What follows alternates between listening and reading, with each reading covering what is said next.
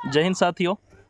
आज का हमारा वीडियो बनाने का मकसद था कि जो एसएससी सीजीएल 2024 का रिज़ल्ट निकला है, उसके बाद बहुत सारे बच्चे परेशान हैं। जिनका रिज़ल्ट हो गया तो ठीक है, उनके लिए एक खुशी का पल है और उनका ये लाइफ चेंजिंग मोमेंट होता है। लेकिन बहुत सारे ऐसे बच्चे हैं जो ये रिज़ल्ट से संतुष्ट नहीं हैं।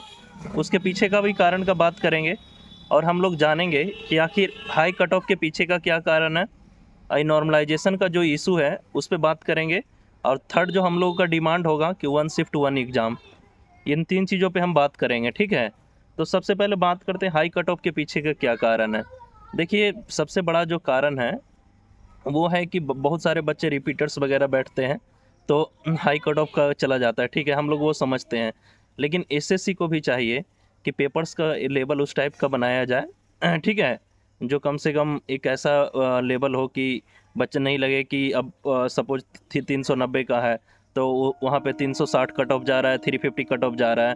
तो जो बच्चे तैयारी स्टार्ट करेंगे उनको लगेगा कि बहुत हाई कट ऑफ जा रहा है।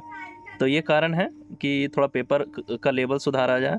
और दूसरा कारण है जो कि रिपीटर्स बैठते हैं, तो कट ऑफ का ये भी कारण है कि बार बार जो सेलेक्टेड स्टूडेंट है वही बार बार एग्ज़ाम दे रहे हैं। कभी वो अपना ग्रेड पे सुधारने के लिए देते हैं, कभी होम पोस्टिंग के लिए।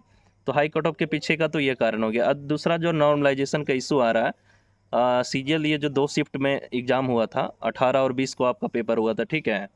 तो उसमें देखा जा रहा है कि किसी बच्चा का नॉर्मलाइजेशन में 40 प्लस स्कोर बढ़ जा रहा है और किसी का 20 प्लस भी नहीं बढ़ रहा है। तो एक बड़ा इशू है। जो मैं आपको एक प्रूफ दिखाना चाहता हूँ, ये जो सामने मैं आपको जो स्कोर कार्ड दिखा रहा हूँ उसका उनका 328 था, ठीक है, 328 रहा स्कोर था और 20 को पेपर था। लेकिन इनका किसी भी पोस्ट पे सिलेक्शन नहीं हुआ। और वहीं एक कैंडिडेट जिनका स्कोर 310 था उनका सिलेक्शन हो गया यही 20 के शिफ्ट में। तो बाकी सोचने वाली बात है कि ये कैसे पॉसिबल हो सकता है कि 20 को ही पेपर में एक बच्चा जो सेम कैटेगरी से है, दोनों का कैटेगरी भी सेम है, ठीक है, तो 310 वाले का सिलेक्शन हो जा रहा है, 328 वाले का सिलेक्शन नहीं हो जा रहा है।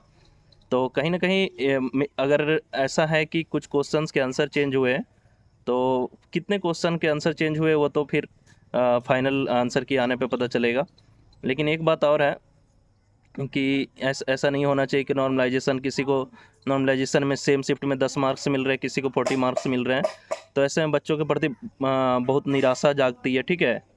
तो मैं एसएससी से बस यही गुजारिश करूँगा कि एक शिफ्ट में एग्ज़ाम कंडक्ट करवाया जाए जहाँ तक पॉसिबल हो।